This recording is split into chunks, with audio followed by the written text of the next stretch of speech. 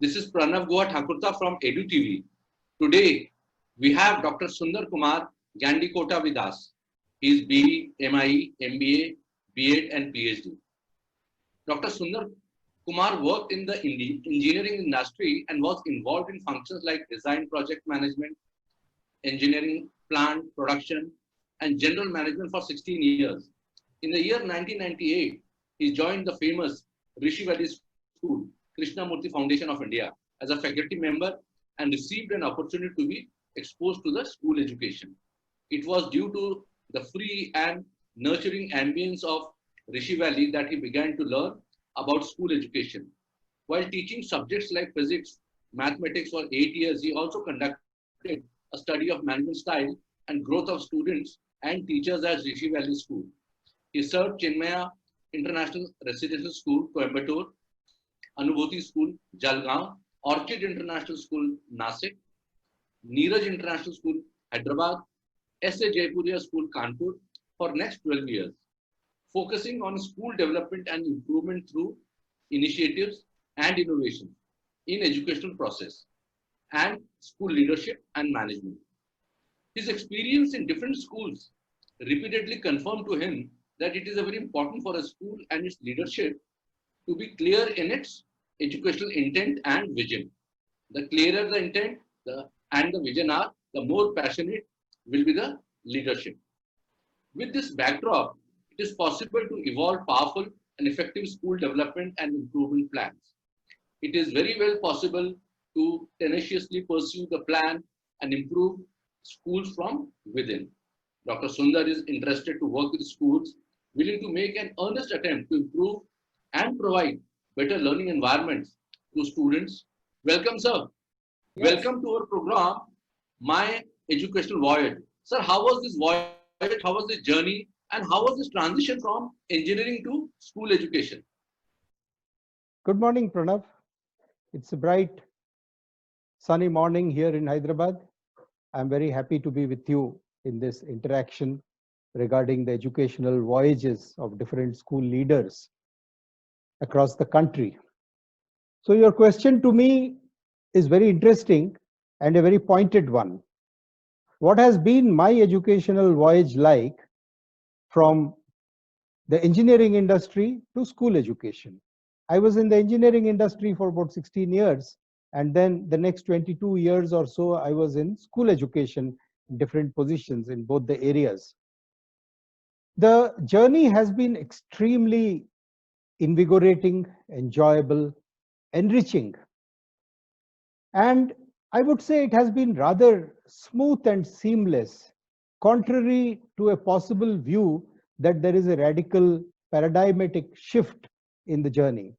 I wouldn't say so, because deeply internally, a learning orientation, craving for excellence, learning about systems, procedures, how to improve efficiency, effectiveness within oneself and within the organizations that we are a part of has been very, very dear to me, deep at heart. So due to this, the moment I shifted to school education, I began to look at children and the educational processes with a great affection and intensity and minuteness, I would say.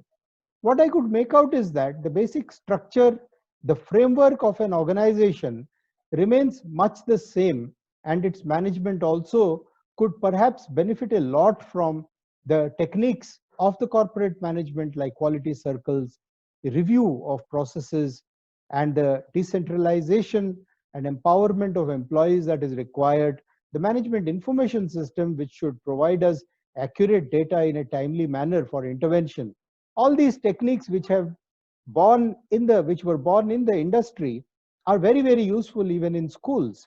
And perhaps one of the reasons why some schools do not reach their potential is because of non-application of these techniques of management, which teachers by default cannot learn unless they are exposed to leadership development, etc. So with all this, I would say that the art and science of school education and management became clearer to me during the years in school education, where I could combine both of them. In fact, in the CIRS Coimbatore, I think I would have learned to amalgamate the efficiency and effectiveness of corporate management techniques with the delicate and non-intrusive handling of child development and growth based on an organic and natural principles. This was based on the experience of learning in Rishi Valley School amongst some of the best worldwide educators, I would say, most accomplished people. So in Chinmaya International School, because teacher development is a very important function of leadership, we could do many in-house programs based on our needs and the crisis that we faced, re-engineering of the important functions to bring about improvement in efficiency, effectiveness, loss of efforts to organize. It's basically making the processes laminar. Monitor the mentoring of the house parents to make the children feel at home away from home, improving academic administration so that innovative changes in the timetable could be made.